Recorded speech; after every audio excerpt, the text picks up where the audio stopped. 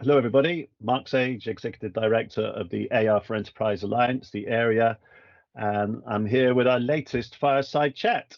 Again, and I keep saying it, my apologies, but with a long-term friend of the area. I've been lucky enough to know Tangi from now 3DS or Dassault for a number of years and from his previous work. But I'm really interested. We've got some great questions for him. So Tangi, maybe you can just introduce yourself, talk a little bit about your background in the augmented reality space. Hi, everybody. Thanks, Mark, for the introduction and the opportunity to discuss and exchange around some key topic related to the area. So my background is I come from, let's say, virtual reality technology. I've been in the field of mixed reality for the past, let's say 23 years, starting in 1999.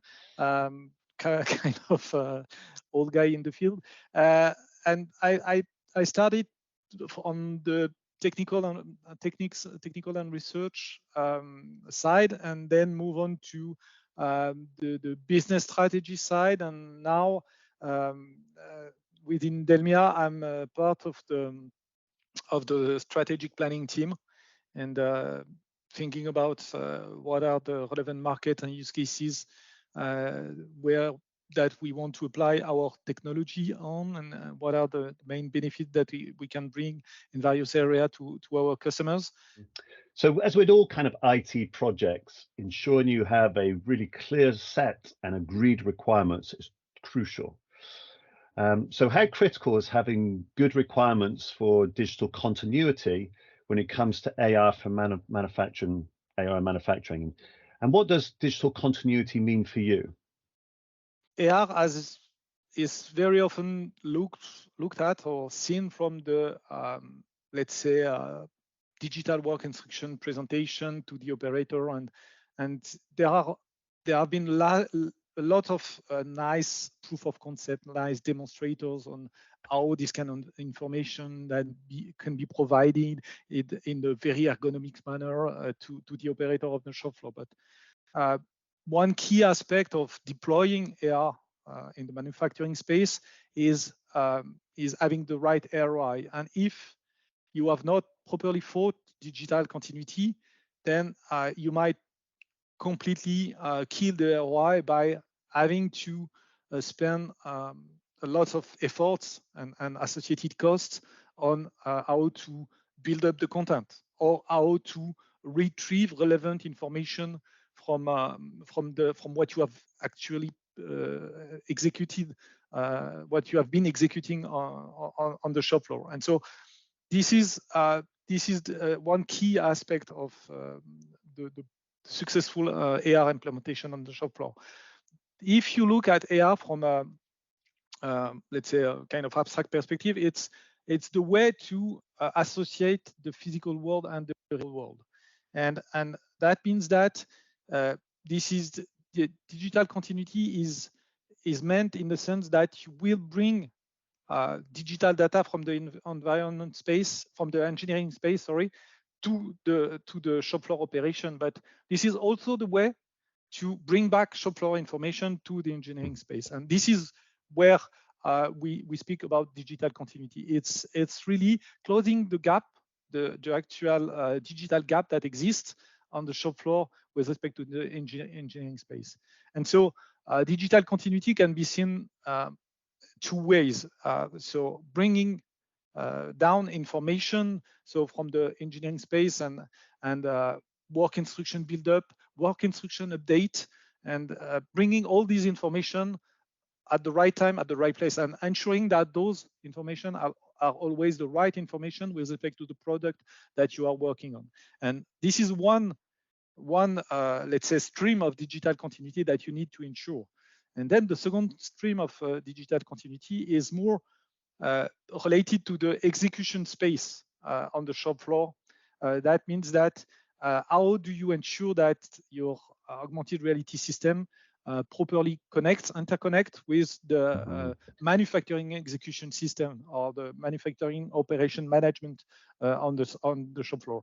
And that means that you have to be sure that you can ensure that execution operation that you execute are properly registered in the overall system and execution on the shop floor, but that all the information that you will collect, and especially, for example, in the context of quality control or inspection operation, you will collect a lot of data on the shop floor. And how do you bring back those information within the manufacturing operation management system, the MOM, as we call it, and how then all those information can be sent back to the engineering space for collecting a lot of data, and then applying AI model for example, to anticipate how to adapt the process to reduce the number of errors or the number of manufacturing issues. So really, in that vision, the digital continuity is a key topic that should be addressed from the start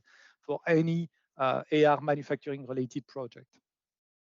You know, and I couldn't agree more. Even the, be honest, the ROI calculator, so just to be clear to our listeners, return on investment calculator, tended to be that one stream, you know, providing information to the end users. But we are missing, I think, as an industry, the knowledge, but also the benefits of taking that information back into the corporate enterprise systems. As you say, being able to use that content either with AI or just being able to analyze it to improve the processes, and simple things like being able to say, actually, you know, if there was a problem with something, you can get back to where that content was, or that work was actually done, and access it really quickly, which historically that might have been on paper or just very difficult to see. So I think it's a really great point that the ROI is both ways, and there's a huge amount of probably missing stuff. Traceability and the benefit of traceability and the linked with this digital continuity is huge, and being able to properly locate recurring defaults on the system thanks to the data that you have collected on the shop floor really has some huge value for continuous improvement of the overall manufacturing process. Yeah, which is again what the companies want to do. So that's perfect. Thank you very much. Okay, so this is another question that you know, I get asked a lot, and I'm sure you do as well. So there are many different types of AR devices available for companies to use. So in your opinion, what's the best device for the different kind of manufacturing AR use cases that you see? I guess I will probably give the answer that many, let's say, AR experts or AR or people that have been exposed to AR would give. It's that there is no perfect AR device for every use cases. It really depends on the use cases that you are working on, and obviously, I mean, there are various categories of devices, and they can apply on different type of use cases. When it comes to providing, for example, assembly information on the shop floor to the operator, people will very quickly think to things like HoloLens device like this, but there are also very efficient projection system. And so if you are in a context where you don't have the space for projections, then HoloLens make a lot of sense. But if you're in a space where you can have a projective system that is properly located and easy to set up, easy to implement, then projective system make a lot of sense because they are also hands-free and provide, as for the HoloLens, the right information at the right place in the field of work of the operator. And so for even for just assembly support, you can think of various strategy. You could also have, let's say, an assembly support setup that is table-based, desk-based, and with a camera on top and a large screen in front of you. Then you would be able to follow up the operation, see your hand on the product that you are assembling, but it's for smaller products. So once again, depending on the context and the use cases that you are working on, you can have various way to work. And when it comes to inspections, the same apply. I mean, using devices like tablets and advanced tablets like an iPad makes a lot of sense for inspection operation, but that means that very often both your hands are on the tablet, and sometimes using a camera that you manipulate in your hand allows you to access more complex area while keeping the relevant information displayed on you on a large screen, or maybe you can think of mounting some equipment on the camera. But the ability for inspection process to move with only one hand that is occupied to film around and access some let's say some constrained area makes also a lot of sense. So once again, depending on the context, on what you want to achieve, and what are the constraints for your operation, various AR configuration may be relevant. And I think that this should also be part of how to implement an AR project. It's not moving in with, let's say, predefined vision of what would be the end system. Just keeping the minds open and ensuring that you can test and evaluate various configuration depending on the use case. Even though there is some, let's say, experience returns about what has been implemented successfully, what would be recommended, still keep an eye, keep a mind open, and don't hesitate to spend a little bit time investigating various configuration. And I couldn't agree more. You know, a couple of just follow-up points on that. You know, the first question was all about a clear set of requirements. You know, and that's what we definitely recommend within the area. Don't go and buy some kit. Do your requirements first, and there's multiple different potential options in terms of hardware. The other thing is we've been working in the requirements committee to define a global set of requirements. But one of the subset of that, you can search that by use case, but also device type.